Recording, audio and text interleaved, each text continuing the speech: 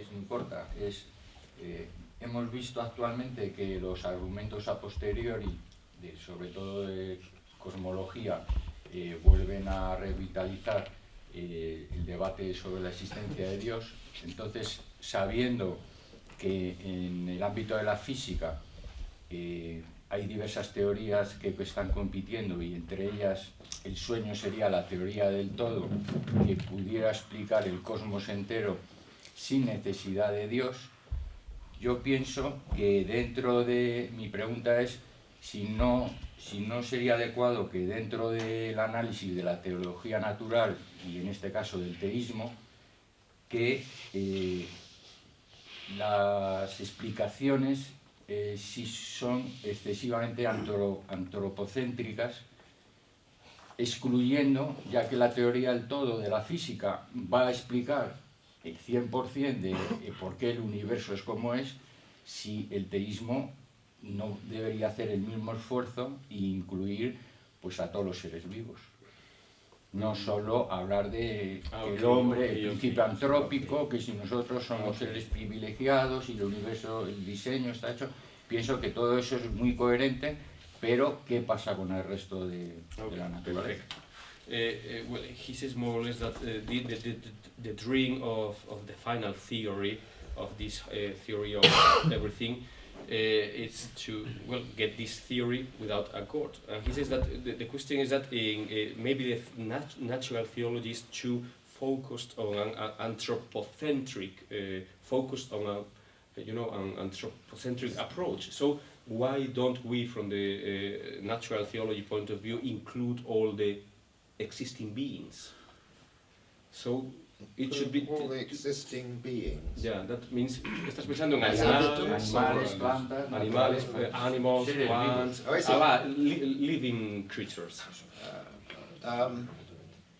Is the question, why don't I make mention of these as part of my evidence, or is it that I ought to postulate a hypothesis in terms of an animal making us? No. La pregunta es la pregunta por qué no ha hecho. La pregunta es si él no ha hecho referencia a las plantas, a los animales como evidencias de un Dios creador, o si podríamos hacer la postulación hacia que en vez de una, vamos a decir así, una persona nos hubiese creado, hubiese sido un animal. O sea, no naturaleza humana en este sentido. No. Mi pregunta no va por ahí. Mi pregunta va de que se supone que la naturaleza no es un decorado, una decoración para la aparición de los seres humanos. La naturaleza tendrá una razón de ser. De acuerdo. So he says that the nature as such is not just an ornament for human beings, but it has also a reason of being. Yes, sure. I didn't say that the existence of humans was the only reason for God making the universe, but I did say it was a sufficient reason. That is to say, if there weren't any animals and plants, there would still be a reason for God making a universe. The reason for God making a universe, one reason, and quite sufficient reason, is that we are a good thing. We are a good thing because we have a choice between good and evil, and by our choices we can make great differences to ourselves and to other people. God gives us responsibility of choosing on the basis of reason, and as far as we know, we're the only creature in the universe that can do that. Now, of course animals are a good thing, I agree with that, and God therefore has a reason for making animals. But animals aren't quite such a good thing as we are, because they do not choose on the basis of arguments and reason.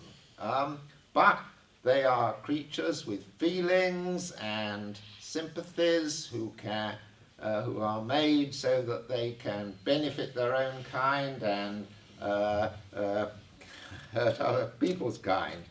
And I don't think they can do as much good or as much harm to anything as we can, because otherwise there would be a serious problem about God making them so that they inevitably harmed each other.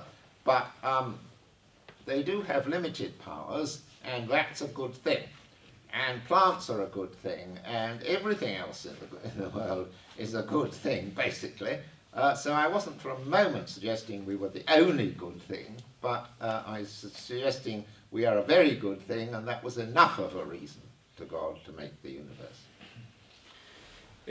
Bueno, ha dicho que existe, digamos, el ser humano no es la única razón, ni la única cosa buena, pero sí es una razón suficiente para que Dios cree. Ha dicho también que si solo hubiese animales y plantas también sería una razón suficiente. Él dice que los seres humanos somos una cosa buena, que tenemos capacidad de elección, de elegir entre el bien y el mal, de tener responsabilidad, de hacer decisiones que establecen diferencias en el mundo. Entonces, obviamente, asume que las plantas y los animales son buenos, Dios tiene razones para hacerlo, sin duda, pueden beneficiar a su especie, a las otros, tienen un poder limitado, las plantas, bueno, digamos, a diferencia de los seres humanos. Bueno, digamos, ha hecho una especie de apología de esto. Lo único que dice es que no sugiere ni en ningún caso que nosotros seamos la única cosa buena, los seres humanos, la única cosa buena del universo, pero sí una razón suficiente para que Dios cree. Ya, pero la cuestión es, yo lo que quiero preguntar es, si lo mismo que la física busca una teoría del todo explicativa, si el teísmo debería buscar una teoría del todo explicativo de la naturaleza o no. O no es necesario que sea del todo. Physics is looking for a theory of everything, and if he asks if theism or natural theology should also look for a theory of everything. Yes, indeed. Natural theology is looking and is attempting to provide a theory of everything except God, that is to say. No theory can explain everything, but the best theory is that which can explain almost everything, because inevitably that which explains cannot itself be explained. But that being said, a theory of physics is going to postulate innumerable physical entities. What is a law of nature? A law of nature is something that tells us this atom attracts each other atom with such and such a force, that atom attracts each other atom with such and such a force, and so on. It postulates infinite entities. And if we can explain it in terms of a simpler theory, which postulates fewer entities, then that simpler theory is probably true. And for that reason, natural theology inevitably is going to be a better theory, a more ultimate theory, than a theory which physics produces, because the very nature of physics is going to produce large number of entities, and we want to say, well, why? God has no dimensions, he is just one thing. So yes, it is a theory of everything, but it's perfectly, of course, compatible. I wanted to suggest maybe there's a multiverse, maybe there are an infinite number of other universes. God is not limited to creating one, but the problem will remain. Sí, evidentemente, la teología natural trata de proporcionar una teoría del todo excepto Dios. Entonces, él considera que la mejor teoría es la que puede explicar casi todo, que ninguna teoría explica todo, pero el teísmo explicaría casi todo. Y él sostiene que una teoría física postula innumerables entidades, pero si podemos, aunque solo hablemos del número de átomos, si podemos explicar en términos de una teoría más simple, el problema es probablemente esa teoría es verdadera, según la teoría que él defiende. Por tanto, la teología natural sería una teoría mejor, o como habla en la existencia de Dios, una teoría última, porque la física propugna innumerables entidades. Sí, definitivamente es una teoría del todo, que es una teoría del todo compatible con muchas teorías físicas. Gracias.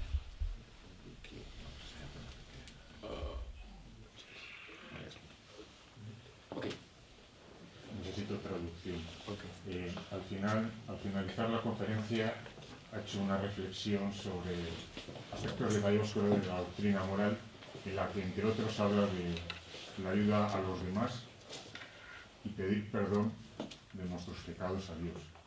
Ahí me he quedado yo como con falta de nexo, porque entendiendo normalmente el pecado como una idea de culpa, yo lo asociaría a un mandato parental, a un sistema educativo, a una normativa social, a una tópica freudiana, a la ley mosaica. Pero me cuesta ver qué argumento intermedio, qué autores intermedios hay entre su sistema de teología y este último que aparece en la última página. Pedir perdón a Dios por nuestros pecados. ¿Qué autor está en medio? Okay.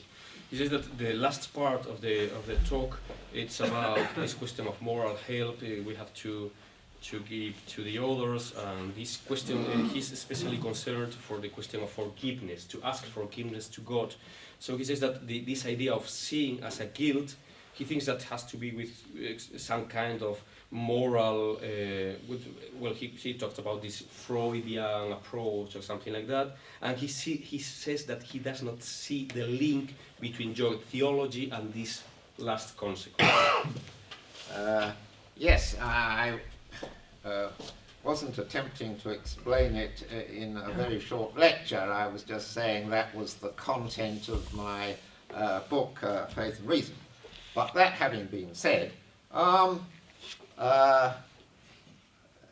guilt is something which we ascribe to human beings truly. Freud may have drawn our attention to the fact that we sometimes feel guilty for things we haven't done, or ascribe guilt to others for things they haven't done, but that doesn't mean that guilt isn't properly attributed to people for what they do. And it seems to me, if someone knowingly breaks a promise, tells you a lie, kills somebody, they are guilty for it if they have chosen to do it, if it originates from them, and if they have free will to choose or not to choose. Now, of course, you're quite right, I haven't argued in this lecture for them having that sort of free will. I can only say that there's a new book coming out which will argue just for that point, but one can't argue for everything in one lecture. But that being said, given that we have free will, given that we can choose between alternatives, and it's up to us, and we are not compelled to choose by forces outside our control, we do have a limited range of choice. And if we see that something is bad and wrong, and we allow ourselves to do it, we are guilty. We have wronged certain people. And we are almost all of us in our non-philosophical moments objectivists about morality. We do think that Hitler was wrong to initiate the Holocaust, and so on and so forth. We think there is a difference between a wrong act and a right act, and we think that some people know that difference. And if we're honest, we know that in ourselves sometimes, that we allow ourselves to do what is wrong or force ourselves to do what is good. And when we allow ourselves to do what is wrong to somebody, we owe that somebody an apology. And if we've hurt them a lot, we owe them reparation. And if God has given us our lives with all the good things it contains, and we don't use it in a good way, but use it to hurt other people and to misuse the creation God has given us, then we owe God an apology. And we need, and if we owe somebody an apology, what we're asking them is to treat us as though we had not wronged them. And to agree to do that is to forgive. So just as we ask a human person, please forgive me, I'm sorry I stole your money, told you a lie, he has a choice as to say, no, I'm not going to forgive you, or I do forgive you. And if he says, I do forgive you, then he says, I'm not going to treat you in future as that, I'm not going to count it against you, you've wronged me. And that is a perfectly ordinary concept which applies in human relations to each other. Wronging person, therefore asking them forgiveness, them giving you forgiveness. If we've hurt them a lot, offer to make reparation. accepting that reparation, therefore forgiving us. These are human relations quite apart from God, and they have proper application. But if someone is your supreme benefactor and has given you certain things and you mess up what he has given you, you owe a similar apology to him. So these are concepts which naturally apply to our relation to our benefactor. Bueno, él dice que bueno, a ver si le pongo un momento todo esto.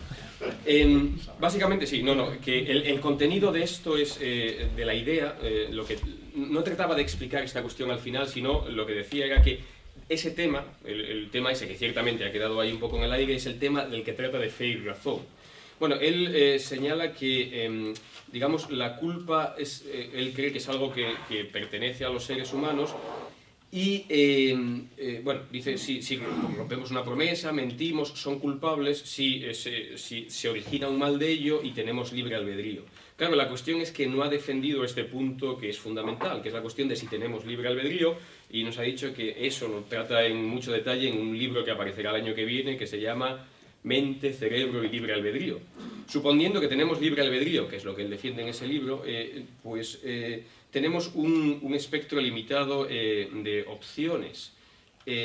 Somos culpables, en muchas ocasiones somos culpables. Él cree que en nuestras relaciones muchas veces somos objetivistas, establecemos claramente una diferencia entre lo que está bien y lo que está mal.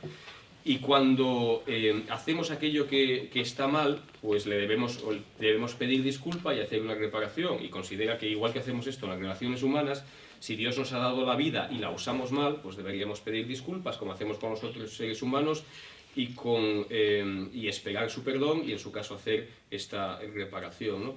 Bueno, lo que ha explicado más o menos es esta cuestión. Claro, ahí hay el punto ese de la objetividad de toda esta historia. Pero bueno, eso que queda también para dos sitios, en Fe y Razón y en el libro que está por venir. Así, I'm talking about your next book, so everybody can book, just buy it now. There's a few months here. ¿Alguien más? ¿Quién más? Okay. A ver, por orden, estoy un poco despistado. A ver. Bueno, empezamos por Ramón, por cuestión de prelación y años. Sí, yo tengo en cuenta esta última parte de la conferencia donde habla de diversas formas de creer en Dios, tener fe en Dios, a diferencia simplemente de creer que hay un Dios. Y ciertamente ya, claro, los autores clásicos, medievales ya, y antes San Agustín, ya establece una diferencia muy clara entre estas diversas formas de creer en Dios. Dice, credere Deo, que es creer a Dios, por consiguiente, las cosas que vemos que nos conducen a Él, puede ser la naturaleza, o quizá poniendo también la misma relación, creer a Dios, que supone ya la misma existencia de Dios. ¿Verdad? Pues hay otra forma de creer en Dios, que es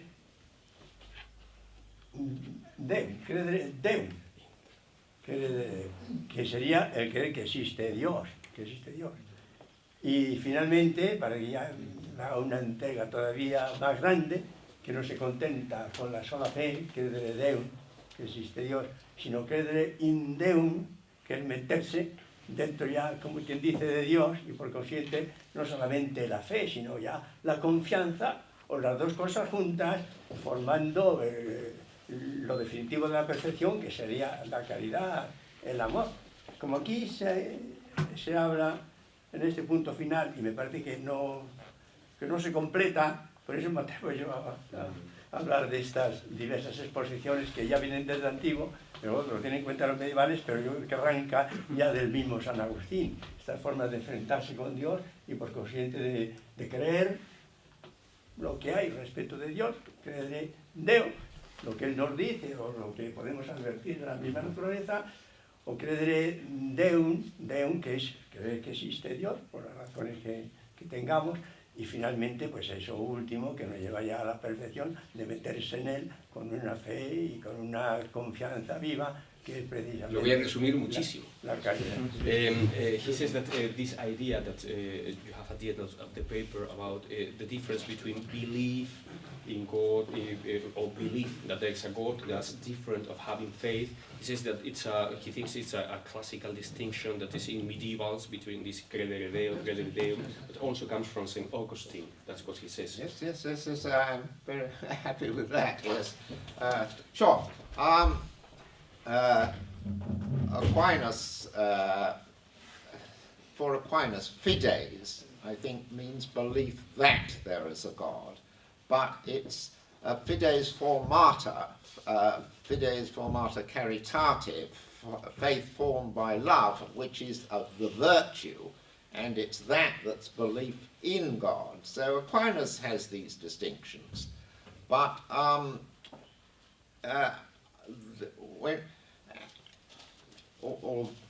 although he made these distinctions, and sometimes other people make these distinctions, it's not always very clear in most writers what faith is supposed to amount to, because most writers don't use the English word faith. I don't know about the Spanish word fe, but they don't use the English word faith to indicate belief in. They often use it to indicate belief that, and Christians are accused of thinking that faith is just irrational belief that, without taking into account that the kind of faith commended by Christianity is not just belief, but relying on the assumption, living by the belief.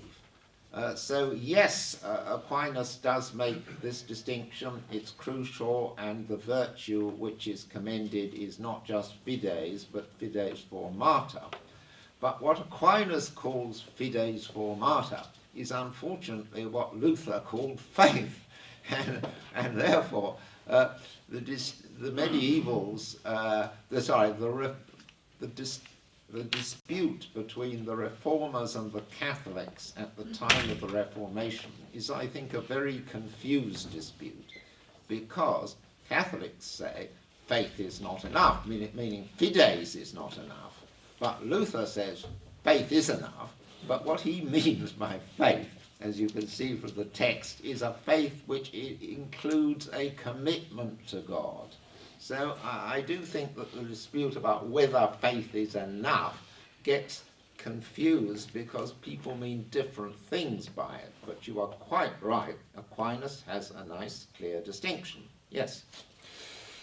Completamente de acuerdo. Tomás de Aquino tiene esa distinción entre fides, creer que hay un Dios, y fides formata caritate, como esta virtud. Pero no está siempre claro en muchos autores el significado que dan cuando utilizan la palabra fe. Pues muchos la utilizan en el sentido de creer en y otros en el sentido de creer que. Y se acusa en ocasiones de que la creencia cristiana es irracional, pero la fe cristiana no es solo eso. Además, ha dicho que Tomás de Aquino hace esta distinción y a la virtud que Tomás de Aquino llama la fides formata es a la que Lutero llama fe. Y la disputa entre reformados y católicos es una disputa muy confusa, porque los católicos dicen la fe no basta, los luteranos dicen la fe sí basta, pero aquí Lutero está incluyendo lo que Tomás de Aquino incluía como la fe formata. Por tanto, con fe se dicen muchas cosas y de muchas maneras. Muchas veces la disputa es una cuestión casi más terminológica. De todos modos, no lo ha dicho él, pero todo eso lo discuten fe y razón. Con mucho detalle. Ayer. Cuatro preguntas, algunas de ellas un poco polémicas. No sé si tenemos mucho tiempo, que sea breves. Muy breves. Ah, ok. Telegráfico. Primero, ¿no le parece su planteamiento un retorno a la preilustración, aunque sea actualizada? Esa es la primera pregunta. Bueno, casi... Una regresión a la preilustración. Segundo, ¿cómo transita de la naturaleza a la historia? Es decir, la recuperación del Dios cristiano, que no es cosmología, sino historia. Tercero, ¿qué presencia y qué ausencia hay en su sistema de la vía antropológica, es decir, Cardenal Newman, San Agustín, Pascal, dado el escoramiento hacia la vía de la teoría de la ciencia. Y cuarta pregunta, ¿no le parece que la construcción lógica de la idea de Dios no lleva en manera alguna a su existencia? Y como ejemplo histórico, el argumento ontológico de San Anselmo. Y no solo el argumento ontológico de San Anselmo, sino el famoso pasaje de los 100 táleros de Kant, cuya lógica no quiere decir que existan en el bolsillo. Esas son las 4 preguntas. Okay, just I will tell you there are 4 questions. So first, well, he thinks maybe your theory could be a return to a pre-enlightenment. That's the first. The second is how you move from nature to history. The idea of, since the idea of the Christian God is more a historical God more than a cosmic one. The third one is in your system, he does not see the presence of the anthropological view, anthropological way. That means Newman, Augustine, Pascal. Maybe it's too much theory of science. And the fourth is that the logical construction of the idea of God does not lead to his existence. And he shows as an example the ontological argument and Kant criticism of that argument. Okay, well, I'd better be brief. Okay, vai ser breve. Pre-enlightenment. Well, it's pre-Kant, yes, but Kant wasn't very enlightened, if my views are correct. He gave a lot of bad arguments. I am, I hope, an Enlightenment person in that I have a strong belief in the achievements of modern science. I am not wishing to deny the theory of evolution or quantum theory. These are one of the great achievements of the human race. In that sense, I'm certainly not pre-enlightenment. But I don't think we should necessarily trust 18th century philosophers for their interpretation of the Enlightenment.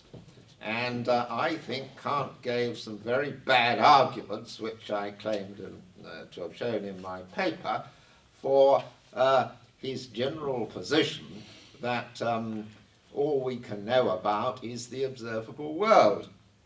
And all science since Kant has shown we can know a lot about the unobservable world. We should continue that process. We should go on from the latest developments of science. And that's, in that sense, I hope I am an Enlightenment person. Okay, contesto brevemente a la primera.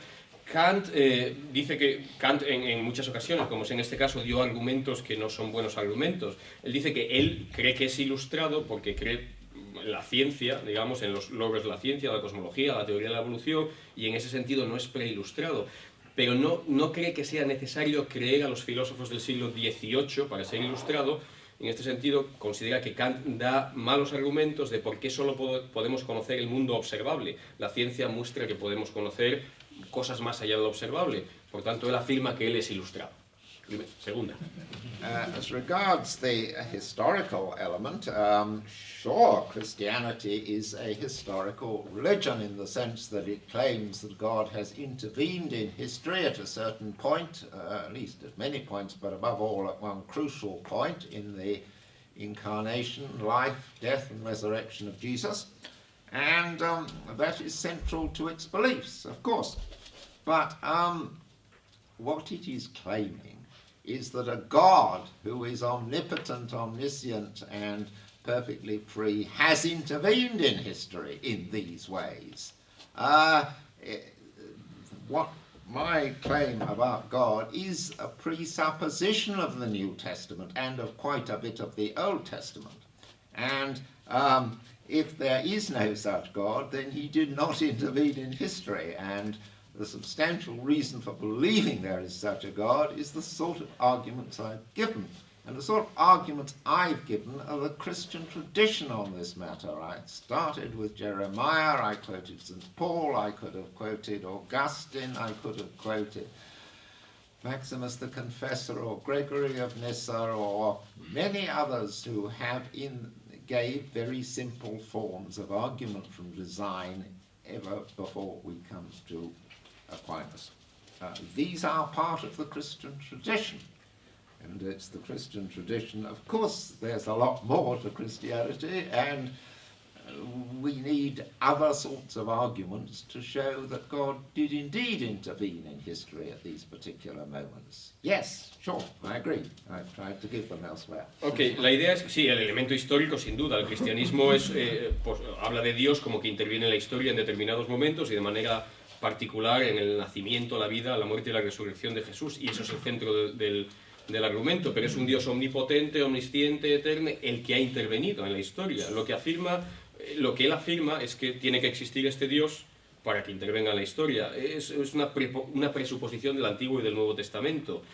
Si Dios no existe, eso no interviene en la historia, y los argumentos que él viene desarrollando son argumentos que pertenecen a la tradición histórica del cristianismo, desde Jeremías, San Pablo, Agustín, Gregorio de Nisa, etc. O sea, gran parte de la tradición cristiana incluye estos argumentos, y estos argumentos él cree que son necesarios también. I didn't understand the third one is the presence of anthropological way. He talks about Newman, Augustine, Pascal. ¿Qué quería decir con la vía antropológica? Es que, puesto que, es decir, el pensamiento centroeuropeo ha centrado su problemática en torno a Dios no por la vía cosmológica actualizada. Okay. Claro. Desde el existencialismo al tradicionalismo, es decir, prácticamente donde la filosofía es ante todo una filosofía del sujeto. Okay. Entonces, una cosa es ese planteamiento que le asume Newman, que le asume Pascal, que le asume Möller, que le asume San Agustín. Entra dentro de ti mismo, que en tu interioridad habita Dios. Entonces, lo que yo creo es que una vía cosmológica empobrece cuando no obstaculiza esa autoexperiencia del hombre. Okay. Quizá diga cosas de estas al tratar la fenomenología, y en esto García Baró pudiera decir mucho más. En todo caso, mi pregunta era más breve. Sí, la pregunta es, he says, most of the European tradition is focused on the philosophy of subject. The idea of, for example, Augustine and existentialism and traditionalism, and get into yourself because God inhabits, dwells into you, or something like that. So he thinks that at a certain point, this cosmological way could be a kind of obstacle. We could dispute about history, and I think I would, about the history of the last 2,000 years and what emphases have been given by different philosophers to different viewpoints. But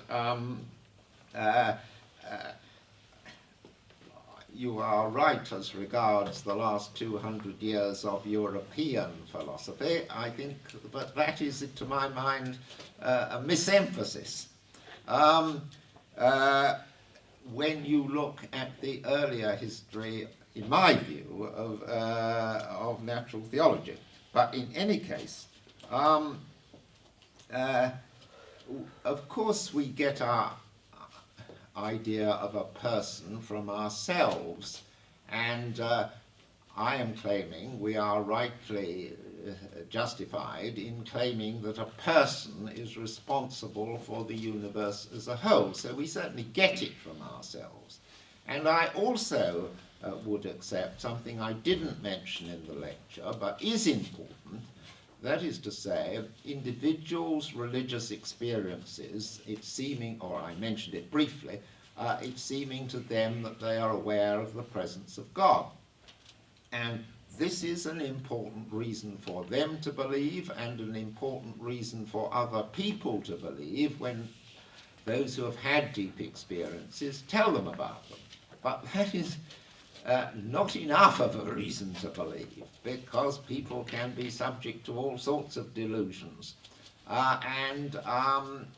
it needs to be backed up by argument. And I really do think there is, if you look at contemporary debates and people say, I had a deep religious experience, nobody else in the contemporary situation is going to believe them unless they can give some reason for supposing they're not being deceived. And the some reason for supposing they're not being deceived is that there are good arguments as to why they should have had that such of awareness, because there is such a being. Without natural theology, there is no justified belief in God except for people who have had very deep personal experiences. And I don't want to deny that there are such people, but I think they are a very significant, they're a small minority in the modern world. We shouldn't place too much trust on them. It was St. Teresa from these parts who, as you know, had deep personal religious experiences, but she made the comment that she wasn't especially privileged in this respect. It didn't make her necessarily a better person, because there were so many people around her who believed simply on the authority of the church in various things, and they were better people than she was. She said they didn't have these religious experiences and they were better people. Well, the authority of the church also needs a bit of backing up today, and we must look for a wider backing. Bueno, sí, que tiene razón respecto a los 200 últimos años de filosofía europea, pero ese énfasis él considera que no es correcto si se tiene en cuenta toda la historia primitiva, al menos del pensamiento. Sí, él dice, sí, obtenemos la idea de una persona, la persona que es Dios a partir de nosotros, y de ahí concluimos lo que es una persona, y acepta, claro, hay una cuestión que no ha tratado aquí, que considera que es muy importante, que es la cuestión de la experiencia religiosa, en la que los individuos muestran que aparentemente son conscientes de la presencia de Dios, que son una razón para su fe y en principio razón para los otros, pero él cree que no es una razón suficiente porque puede ser un engaño. Todo esto tiene que ser respaldado con argumentos. La experiencia religiosa, contemporáneamente, la experiencia religiosa no se cree si no se muestra de alguna manera que tiene un respaldo. Sin teología natural no tendríamos una creencia justificada, salvo para aquellos que tengan experiencias muy significativas de la existencia de Dios, pero eso es una minoría.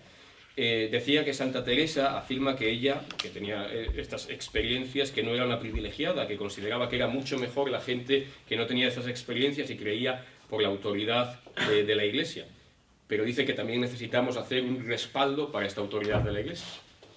Y la última, very briefly, muy brevemente. And very briefly on the last point, of course merely describing the concept of God isn't enough to give one a justified belief that there is a God, but I was claiming that my arguments did give a justified belief by the normal criteria of science and history. You mentioned the ontological argument. I did not. I did not mention the ontological argument. It doesn't work. I have no belief in the ontological argument at all. It was an invention of St. Anselm. Nobody had heard of anything like that before Anselm. It was never used as a justification for God before Anselm. Aquinas didn't believe in it. It has no part in my natural theology. It shouldn't have a part. It's a different kind of argument from all the others. All my arguments are arguments from particular observable phenomena, just as Aquinas's were. The ontological argument is an argument from pure reason, and it simply doesn't work, and it's not part of my case or even Aquinas's. Bien, efectivamente el concepto de Dios no basta, pero él dice, pero sus argumentos siguen los criterios de la ciencia, no siguen, él dice que ni menciono, ni uso, ni creo, ni me interesa el argumento ontológico, el argumento de San Anselmo, el mismo Tomás de Aquino no lo acepta tampoco. Por tanto, no tiene parte en su propia teología natural, de hecho él lo desdeña. Es otro tipo de argumento de los que él está utilizando. Él considera que el suyo o su teología natural, igual que la de Tomás de Aquino, parte de los hechos observables.